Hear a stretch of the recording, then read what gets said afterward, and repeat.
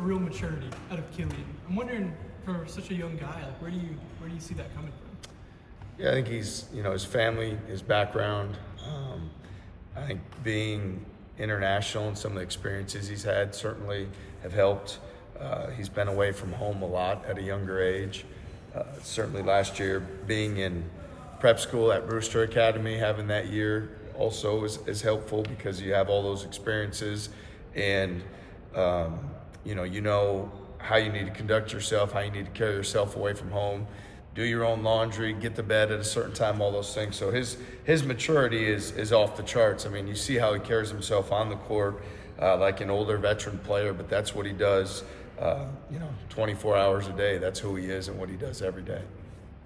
How has Joshua continued to impress you, as it seems like he's an automatic 18 points a game, the assists, the rebounds? We've seen it throughout his career here, but just what types of games has he added as he gets ready to go home for this tournament? Well, more than even the basketball component, it's the leadership piece of setting the tone for our team, being an aggressor, making sure that every single day at practice and every time out that we're production driven. And last year, I think there would have been times with Joshua in some of the games early in the season where maybe his focus wasn't as great as it's been. And he's been in a tremendous spot. To me, I'm always gauging with him the rebounding numbers, especially going to the offensive glass, to the level of aggressiveness he's bringing to the game. But obviously his playmaking is tremendous. His IQ, his ability to make plays for his teammates, to get us in the paint, to create an advantage. And then defensively, his versatility and ability to finish plays on the glass is great. So I think it really comes down to him being production driven, every possession, every time he takes the court, because we see his gifts and we see how much he can impact winning offensively and defensively. And so it's a high standard for him to uphold, but we need him to uphold it every single time out. With Joshua, how would you describe his leadership style? Is there like a hidden vocal element that we just don't get to see when he's in front of the mic, or is he a lead by example guy? Yeah, I think the example is certainly the first part for Joshua, because when you show guys that you're going to pressure the ball, that you're going to be on the glass, we talk a lot offensively, get the ball in the paint, make the right play, and you're committed to doing those things. I think that's the most powerful form of leadership, is example. And then guys respect his voice. They know what he's accomplished throughout his career. They know what his goals are for our team this season and what he's looking to do. They see his intent every day. So when he picks his spots to be vocal, he can be very impactful because of, they see his actions aligning that way. This event is obviously kind of taking over this week. What's it mean for you and your program to be involved with it?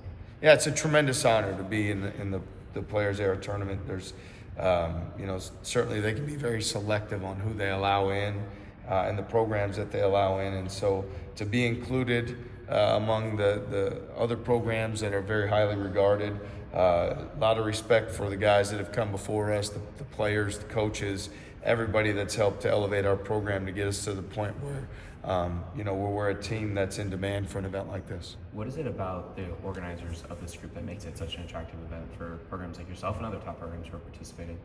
Yeah, I mean, there's a lot of reasons why you want to play in this event. And I think the organization of the event, you've heard it's a first-class event across the boards. For our guys to have that opportunity, it's traveling distance, but nothing that's too extreme that sets your guys back from that vantage point. Certainly there's a financial component that's beneficial, for our program, for our athletics department, and then just the ability to play the best teams on national television and test yourself early in the season. So many positives of playing in this event for us. Is the NIL component just table stakes going forward, assuming that there's no major changes between now and tomorrow? Yeah, that's a great question. I don't know in terms of how things continue to move forward, what the rules are, or how they continue to evolve. I know we're going to follow the rules. We're going to do things by the book, and I know we also have an athletics director who is pretty good over time with figuring out how to do the best thing, for our program and for our department. So we'll just continue to take it as it comes. I know as much as people have talked about how much is changing and everything that is going on in college athletics. I'd like to think that there's been a consistency to our program and how it's looked and how the players we've had, the character of the guys, and how we've done things. So whatever those rules are and however NIL continues to evolve, we'll take it as it comes and act in the best interest of our program. What have you seen from St. John's so far on tape? Yeah, I mean, certainly they're a very gifted team in terms of ability of, players to be able to make plays. Ejiofor at the 5 is a tremendous matchup challenge, a guy that can play away from the goal, can make plays, tremendous offensive rebounder. He's extremely gifted. They've got Bryce Hopkins is an elite scoring mismatch player, and then they've got tremendous size at the guard positions, guys like Sonnen and Ian Jackson and others. So, they're a very gifted team. They're a team that, they play with some great pace, great energy, and certainly they have, one of the coaches that's regarded as one of the best of all time. So just a very high quality program. And what about the Creighton matchup? Yeah, I'm not interested in that right now. I should have seen that coming. Yeah. How excited are you to go back to Vegas?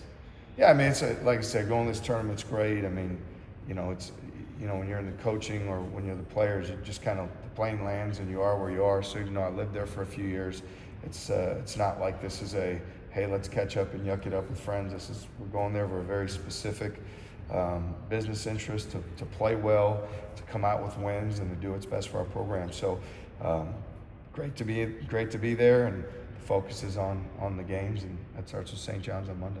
You talked about the business side of things going to this with your connections. Joshua has a lot of those as well. Have you communicated with him at all about handling any distractions that may come with returning to home? Yeah, he and I have talked already just in terms of, what's going to come for people looking for tickets, or, maybe someone wants to ask if they can come to shoot around, which that will be an emphatic no, or anything like that. So we stay in our routine. We do the same thing that we do every single day. And so hopefully for him, it just involves, hopefully nobody in his circle puts pressure on him late about tickets or anything like that, so he can just keep his focus the same way that he's done up to this point.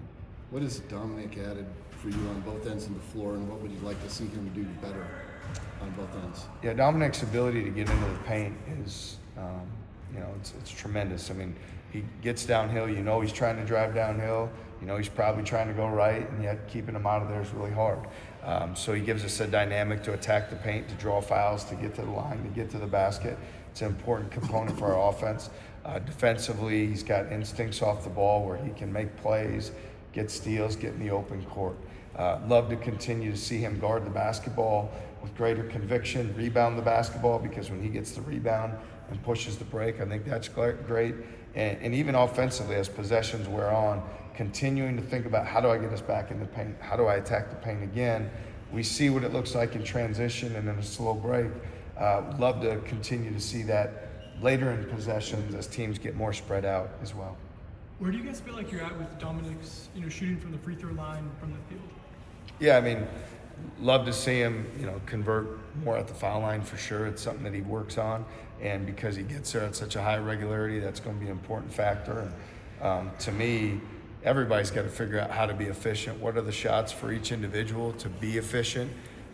His responsibility or role for our team is get us to the basket, get us in the paint, put pressure on that defense, and then when that happens, make the right play that shows up. And so I'm confident he'll perform better in terms of getting to the foul line and converting there.